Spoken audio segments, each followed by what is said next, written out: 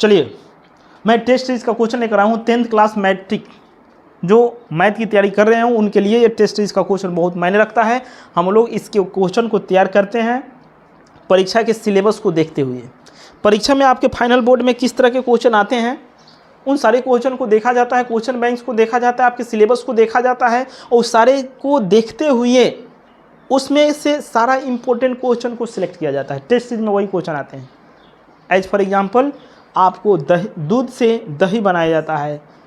दही अगर दूध के छाली का मंथन करते हैं तो मक्खन तैयार होती है, दही के छाली का मंथन करते हैं घी तैयार होती है, उसकी कीमत भी ज़्यादा होती है। वही चीज़ है, हम लोग मंथन करके उसको निचोड़ करके मेन क्वेश्चन को लेकर आते हैं। अब यहाँ पे ध्यान दीजिएगा, पहला क्वेश्चन कह रहा है टेस्ट सीरीज का, यदि साइन ए इक्वल टू 3/5 हो तो कस ए का मान कितना होगा। देखिए सिंपल कॉन्सेप्ट से आप बना सकते हैं। आप 12 कौन है, इसमें 12 कौन है, आप साइन ए का फॉर्मूला जानते हो, P/H होता है, H का मान हमेशा 12 होता है। ये देखिए 5 तो 12 ही है ना, जो 3 से आप नहीं समझ रहे हो, 5 12 है 3 से, इसका एक्सवार कर दीजिए, 5 का एक्सवार 25 और 3 का एक्सवार 9, 25 में से 9 घटाइए 16, 16 का वर्गमूल 4, नीचे तो 5 रहेगा ही। आपका कॉस ए का मान पूछ रहा है, साइन ए का फार्मूला P/H, कॉस ए का फार्मूला B/H, तो H और H सेम होगा, आपका चेंज होगा तो सिर्फ B होगा। वो B का मान अभी कितना है, 4 आया है, तो 4/5। देखिए ये गलत, ये गलत और ये गलत, आप समझ सकते हैं। ऐसे भी ऑप्शन आप समझते हैं कि B/H होता है, नीचे वाला ही 12 होगा। इसमें देख लीजिए ये 12 है, नहीं है, गलत है, ये 12 नहीं है। यहाँ पे बोलिएगा सर ये तो 12 है, तो ये और ये तो मान सेम है, साइन ए और इस सेम थोड़ी हो सकता है, कॉस ए का तो डिफरेंस जाएगा, ये जा रहा है। तो इस बहुत सारे कॉमन कॉन्सेप्ट है जिसको लेकर आप बिना सोल्यूशन के भी आप इस एक आंसर पकड़ सकते हैं। आप देखें अभी मैं 2-3 कॉन्सेप्ट आपको टिप्स बताया ना कैसे आप आंसर कर रहे हैं। तो चलिए दूसरा क्वेश्चन पे आते हैं। निम्न में कौन द्विघाती समीकरण है। द्विघाती समीकरण का मतलब होता है कि जिस समीकरण का घात 2 हो। तो इसमें देखिए इसका घात कितना है, 1 है, ये तो बिल्कुल ऑप्शन गलत है। इसका घात क्या है, 2 है। चलिए इसमें घात 2 दिख रहा है, गुना करेंगे x3, इससे गुना करेंगे 2x² दोनों कैंसिल हो जाएगा, ये भी ऑप्शन गलत है। इसमें x² आएगा और इधर भी x², दोनों ये कैंसिल हो जाएगा। तो आपका करेक्ट ऑप्शन क्या आएगा, बी हो जाएगा। ये भी ध्यान दीजिएगा कि कुछ कैंसिल ना हो। आपका अगर कैंसिल हो जा रहा है तो आपका जो पावर या घात 2 है वो कट जाएगा, जिसको लेकर वो द्विघात बहुपद या समीकरण निकालेगा।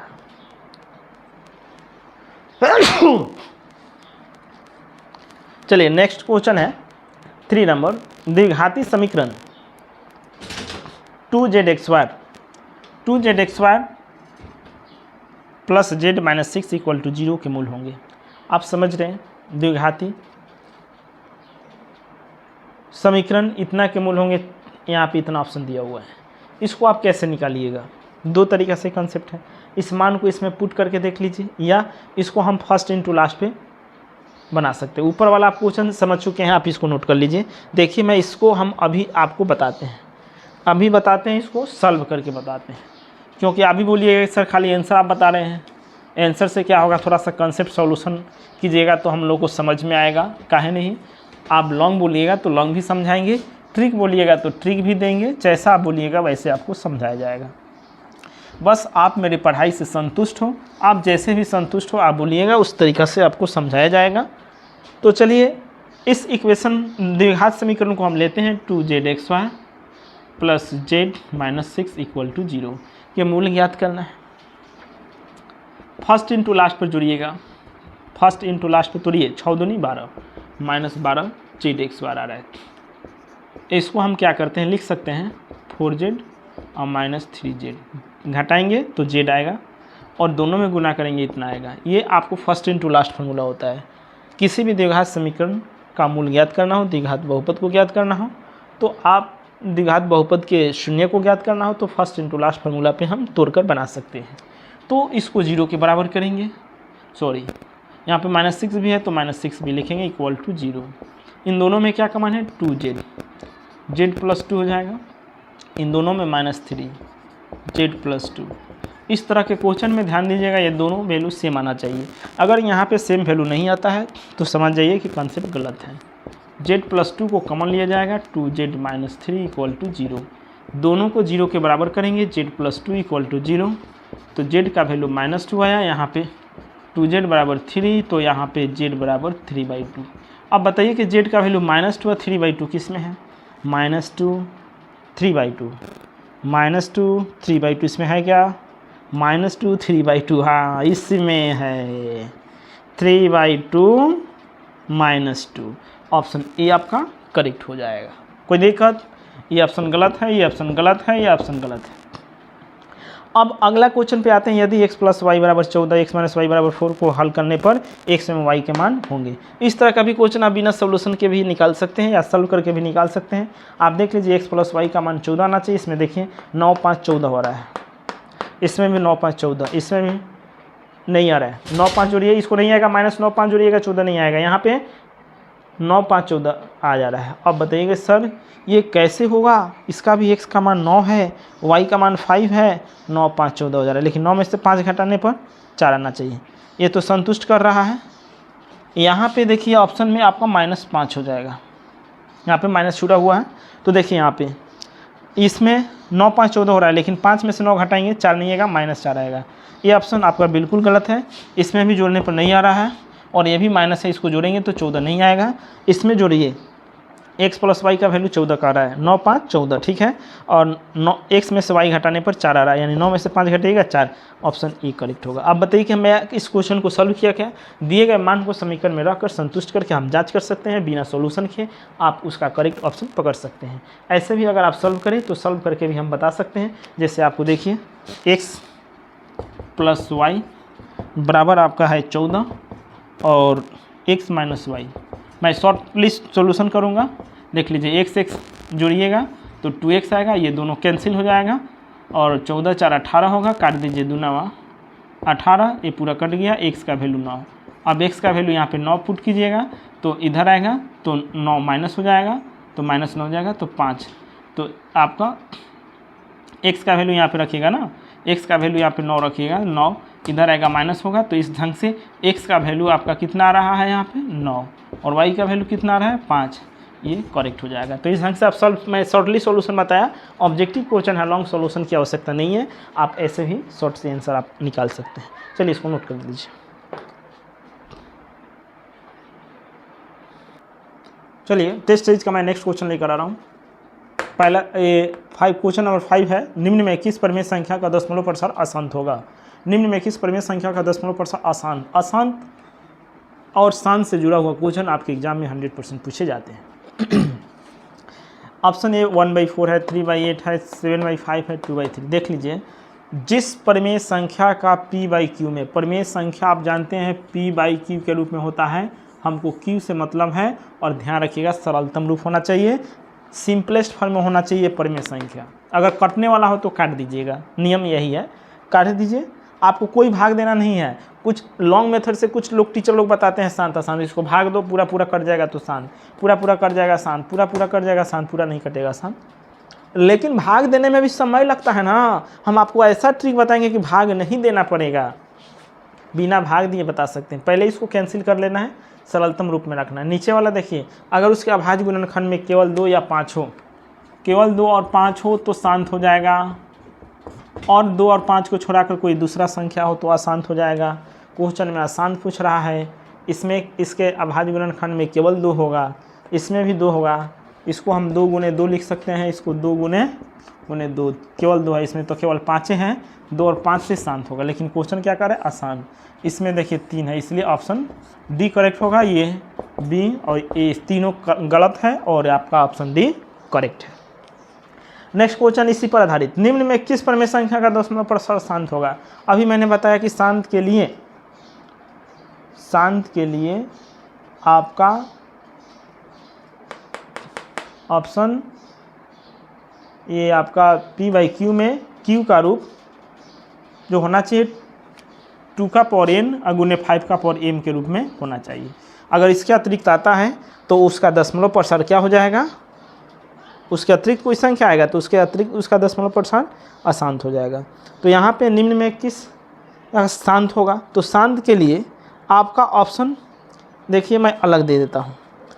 यहाँ पे देखिए ऑप्शन जो है आपका चेंज कर दे रहा हूँ क्योंकि शांत पूछा जा रहा है। तो ऑप्शन ए में हम लेते हैं 11/7, इसमें लेते हैं 5/3, इसमें लेते हैं 2/7, इसमें लेते हैं 1/4। अब देखिए शांत पूछ रहा है, ये देखिए 2 और 5 को छोड़ाकर 7 अशांत होगा, ये भी अशांत होगा, ये भी अशांत होगा। ऑप्शन डी करेक्ट होगा क्योंकि इसमें 2 × 2 है। अगर 1/20 भी होता ना तो शांति होता है क्योंकि इसको हम लिख सकते हैं 4 × 5 और इसको 2 × 2 × 5 लिख सकते हैं। तो ध्यान रखिएगा कि क्यू के फॉर्म में अगर केवल 2 और केवल 5 हो तो शांत होगा, 2 और 5 को छोड़ाकर कोई दूसरा डिजिट या नंबर आ जाता है तो अशांत हो जाएगा। द्विघात समीकरण इतना के विवेचक, देखिए द्विघाती समीकरण के लिए आपका विवेचक का मान निकाला जाता है। विवेचक को इंग्लिश में डिस्क्रिमिनेंट कहा जाता है, डिस्क्रिमिनेंट, और डिस्क्रिमिनेंट को कैपिटल डी से सूचित किया जाता है। और कैपिटल डी का फार्मूला होता है bx² - 4ac। क्या होता है? bx² - 4ac। अब देखिए b का वैल्यू इसमें कितना है? 11, तो 11 का x² कर दीजिए, 121 - 4ac। a का मान कितना है? √3 है। c का मान कितना है? 6√3 है। तो 121 अब माइनस 6 चौका 24 या √3 में √3 से गुना कीजिए, 3 3 चौका 12 और 12 छक 72, घटाइएगा कितना होगा? 49। 11 में से 2 जाएगा 9, 11 में से 7 जाएगा 4, 49। 49 ऑप्शन किस में है? आपका डी है, तो ऑप्शन डी करेक्ट होगा। तो ये डिस्क्रिमिनेंट डी का मान पूछ रहा है इसलिए इसका ऑप्शन डी करेक्ट हो गया। लॉजिक क्वेश्चन है क्योंकि डी का मान पूछ रहा है और डी ही इसका ऑप्शन करेक्ट होगा। तो इस तरह के आप कॉन्सेप्ट को समझिएगा, केवल आंसर रटा नहीं मारना है। एक एक ऑब्जेक्टिव क्वेश्चन के लिए आपको कॉन्सेप्ट बताया जा रहा है, इस पर ध्यान रखिए, इसको नोट कर लीजिए, नोट कर लीजिए। प्रैक्टिस के तौर के लिए आपके लिए ये सब इम्पोर्टेंट क्वेश्चन है।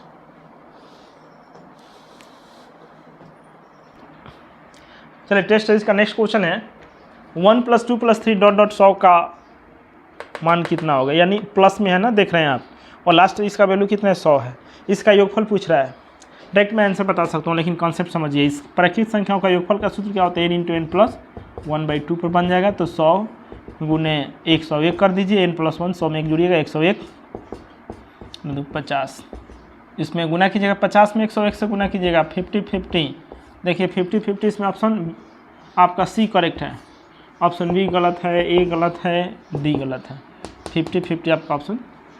तो इस तरीक़े से आप किसी भी मान 1 से लेकर 1000 तक, 80 तक, 90 तक, 95 तक इस फार्मूला का प्रयोग करके आप निकाल सकते हैं इसका योगफल। क्वेश्चन नंबर 9 है, यदि f(x) = x(x) और +x + 1 के दो मूल अल्फा एवं बीटा हो तो 1/α + 1/, व्हाट?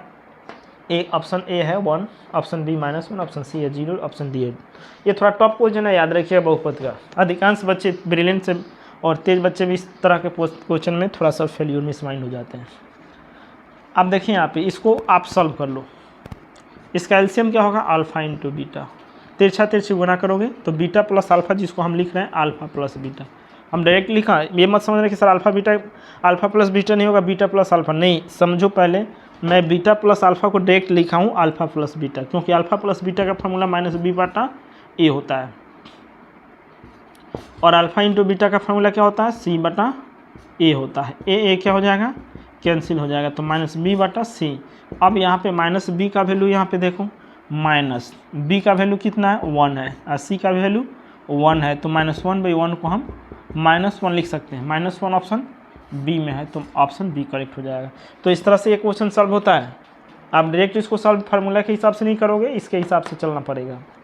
तो इसका करेक्ट आंसर -1 आएगा। लास्ट क्वेश्चन है, यदि f(x) = x(x) और -f(x) + 7 के दो मूल हो तो 1/α + 1/बीटा का मान। सेम क्वेश्चन, मैंने क्वेश्चन अलग है लेकिन पूछ रहा है एक ही तरह से। आप समझ रहे हो कि ये द्विघात समीकरण है। द्विघात समीकरण के दो मूल होते हैं जिसको अल्फा एवं बीटा से सूचित किया जाता है, या द्विघात बहुपद के दो मूल हो सकते हैं, या द्विघात समीकरण के दो मूल, इसको जो भी मान लीजिए। तो इसको दो मूल दिया हुआ है, अल्फा एवं बीटा, दो मूल हो तो 1/इतना और 1 by alpha plus 1 by beta का मान पूछ रहा है, तो इसको हम लेते हैं 1 बाई अल्फ़ा और प्लस 1 बाई बीटा। इसका एलसीएम लीजिएगा तो अल्फ़ा इंटू बीटा, तिरछा तिरछी करेंगे बीटा प्लस अल्फ़ा आएगा, लेकिन हम लिख रहे हैं अल्फ़ा प्लस बीटा, बात वही हुआ अल्फ़ा प्लस बीटा। इसका फार्मूला माइनस बी बटा ए और इसका फार्मूला सी बटा ए कैंसिल होगा, माइनस बी बटा सी। इसमें माइनस बी का वैल्यू -5 है तो -5, और सी का वैल्यू देख लीजिए कितना है 7 है, माइनस माइनस प्लस हो जाता है 5/7 आपका ये आंसर होगा। तो 5/7 ऑप्शन में कितना है जी, आपका ऑप्शन बी करेक्ट हो जाएगा। तो ऑप्शन बी है 5/7, ये गलत ऑप्शन है, ये भी गलत ऑप्शन है, ये भी गलत ऑप्शन है। तो आपको दोस्तों समझ में आ गया होगा कि किस तरह से ये आंसर आ रहा है। मैथ्स का ये इम्पोर्टेंट क्वेश्चन है, और भी इस तरह के क्वेश्चन मैं अगले नेक्स्ट वीडियो में देते रहूँगा। आप थोड़ा थोड़ा करके इसको प्रैक्टिस करते रहेंगे। जहाँ भी अगर आपको दिक्कत हो तो आप पूछते रहेंगे। मेरे वीडियो को सब्सक्राइब करना, मेरे चैनल को सब्सक्राइब करना नहीं भूलेंगे। इसलिए आपसे रिक्वेस्ट है कि अगर आपको पसंद है वीडियो तो आप सब्सक्राइब अवश्य करें, लाइक अवश्य करें, कमेंट करें, और इससे हम लोग का मनोबल बढ़ता रहेगा, जिससे आप लोग को इससे भी बेहतर वीडियो हम लोग बनाकर देते रहेंगे। नोट कर लीजिए आप लोग।